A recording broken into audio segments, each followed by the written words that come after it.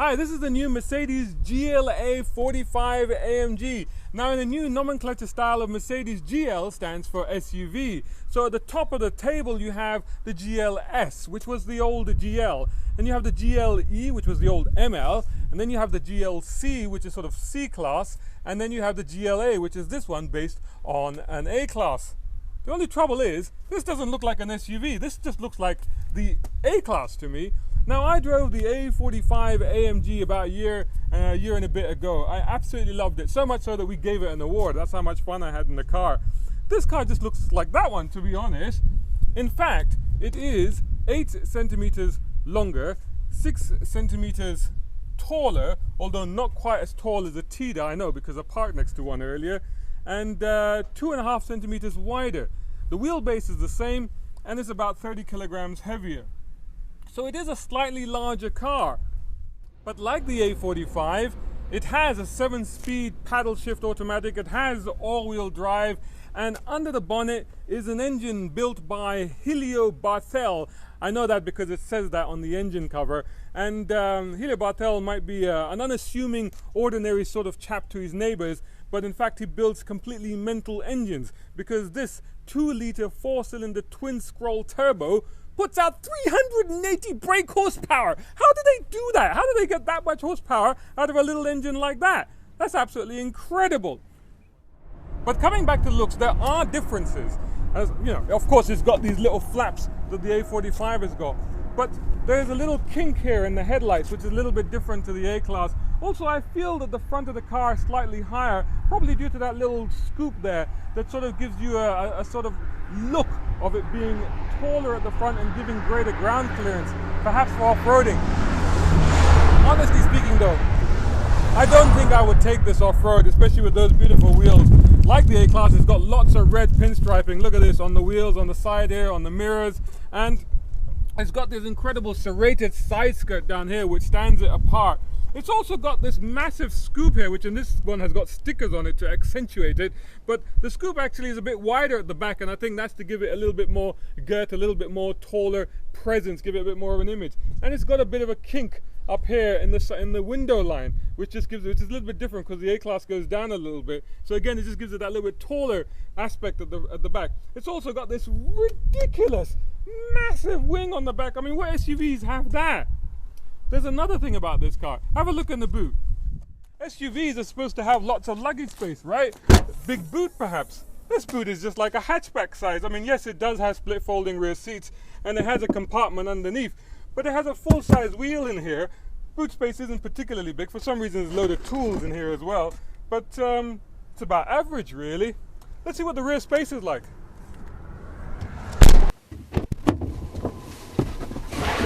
So here we are inside this car. Now, despite the fact that it's got these very sporty bucket seats at the front, it's got these scoops here. So 6'2" I am, or thereabouts, and this seat is set for me, and yet I'm not too bad actually. Headroom is okay. Yeah, just about. Headroom is okay. I mean, I don't want to travel long distances like this, but for short distances it would be fine. And for average sized adults, I think it would be absolutely fine. The front seat would be in a slightly more comfortable position. Not too much back here. There's a power supply, little pocket. You get your own AC vents. You do get, you know, your red belt in the back too, just like you do in the front. Although the guy in the middle doesn't, unfortunately, he just gets a black one. There are Isofix seats here, so that's quite useful. There's no central armrest, but we get the double sunroof as well, which is quite nice. So very nice and airy, comfortable, not as claustrophobic as you might get in some sports hatches.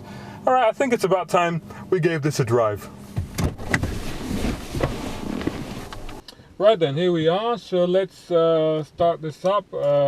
Normal key actually that goes in here, although I have found a button in here, so presumably you can just replace that if you like and use that instead of the key, which I'm turning there. So there we go. I mean, if you're familiar with the modern generation of Mercs, then there's nothing really unusual here, nothing really that will take you by surprise. It's all the usual stuff as you'd expect. It has the Amg Gear Lever, which you know, I'd like a proper gear lever instead of this little funny little thing with the rather perverse hole in the side, which you feel like you want to put your finger through, but you can't quite Make of that what you will. Anyway, so moving on, we got USB down here in this box, plus a nice little cubby thing. We got two cup holders. One thing I will say, and again a little bit of a criticism considering this is supposed to be an SUV, there's no storage space here. There's nowhere where I can fit like an iPhone, for example. You know, I could put it there, but it'll just flop off and fall off when I'm cornering. That's about it. Little button down here to go from comfort, sport and manual. Of course you have your paddle shifts up here. Right, well there's nothing more to show you on this, so I'll turn that off, and the only place I can put that is down here in my door compartment. So I'll do that. Put it into drive. I've got it in comfort. Actually, let's just go into sport and move off into traffic when it is safe to do so. Now, there we go. So 380 horsepower, 0 to 100 on this car is 4.4 seconds. That's only 0.2 of a second slower than the A45 AMG, which we were talking about earlier. So pretty darn quick. I mean, less than 4.5 seconds, let's be honest. Just before we get into anything else, seating position, very good. I mean, it's got these sports bucket seats, but you know, unlike some other manufacturers that have sports bucket seats that all of a sudden are just uncomfortable and just nothing like, you know, their normal seats, this one is fine. You know, I mean, it's actually very supportive, very comfortable in all the right places.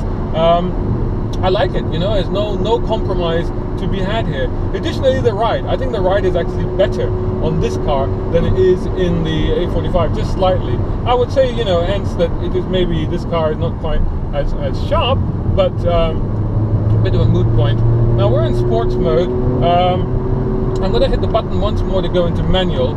7 speeds is a lot of gears to be thinking about when you're driving a road like this. To be honest, I've driven it around in automatic, and you know, the gearbox has been absolutely fine. You can just leave it like that. But I just want to give it a try on because it's quite nice. And you know, you do get the little crackles and the little pops and the little barks as it shifts up and it shifts down. Yeah, okay, a little bit artificial, but still quite enjoyable. Nice sensory delight there for the ears, and a little bit of fun. So, whoa, you know, it has the all-wheel drive. You hear that? You hear that? So, it has the all-wheel drive grip through the corners, no issue whatsoever. And you know, some goats here. Just be careful. Okay, and you know, swing so easily, so much confidence. Actually, a lot of grip, and yeah, very nice, very responsive. The steering actually doing a decent job of both accuracy and a little bit of understeer, just a fraction of understeer, but nothing to write home about. And the gearbox is very good left to its own devices. I don't think that I'm doing anything better with it, but it's just a little bit more satisfying to play with it yourself. But the composure of the car is fantastic. Yeah, really well settled. Look at this, through the S's, no issue at all. Throw it in a little bit tighter. Through here. Put on the power. Nice, good brakes. Brakes are good, that's always helpful. Sounds good, good turn in. Here we go. Let's keep it on. Oh, hit the limiter. Got to remember to change up. Very good. So, yeah, not bad at all.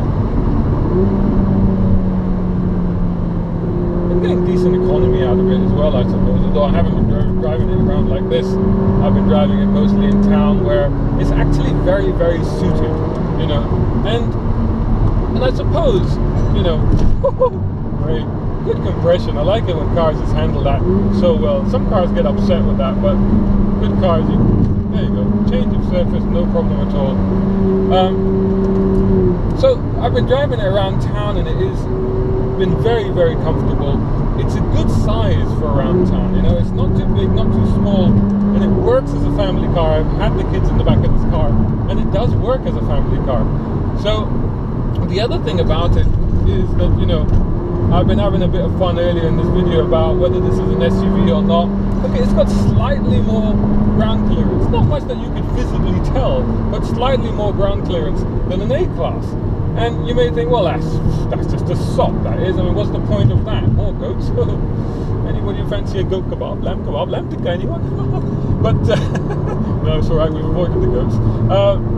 But actually, you know, in the place that we live, in the environment that we are in, and sometimes when you're looking for parking and you're taking a little bit of a shortcut, then actually that ground clearance does come in handy. Having said that, I mean, if you look back at the review of the A45 on motoringme.com and you look back at the pictures, I did take the A45, a hot hatch, onto a gravel track and I had no trouble whatsoever. So, you know, if you just drive sensibly and carefully, you can do it. But the little bit of ground clearance just gives you an added reassurance and just helps you, you know, to be a bit more confident about where you're taking the car and what you're doing with it. But sporty, fun, it's got the looks, it's got the style, and it's definitely a more capacious car inside than the A45, just slightly. And you definitely don't get the claustrophobia that you sometimes get in a sporty hot hatch. This one feels very open and airy. I'm very, very comfortable in this car, and you know, there's more than enough space for a family. You know, I started this review being rather skeptical of this car, honestly speaking. I'm just gonna put it back into comfort and just cruise now. I gotta say, I was like, this is a bit of cynical niche marketing brand exercising on the part of Mercedes. Let's stick a GL badge and an A and stick that into our SUV portfolio. However, if I was in Europe, I might say, don't buy this car. You're paying 30,000 dirhams extra for this car. This is, I'll put the price in later. I think this is about 240,000 dirhams. 243,000 dirhams. I think the A45 is 213,000 dirhams. So, but the price will be in the review, motoringme.com, check it out there. So you'd say, why pay that extra? Why not just save the money and get the A45 in Europe? I would say that's the way to go. That's what you should do. Over here, over the last couple of days, I've changed my mind. I think this one actually is probably more suited, better suited to our market and to our needs, both in town and out of town. So I think this is goes to the top of the class, actually. Oh, dare I say it replaces the A45? I don't know, because that car was maybe just a little bit more sharper, a little bit more manic, and it was quite a lot of fun. This one too is a lot of fun to drive, as you've just seen. So yeah, great stuff. Check it out. Go check one out.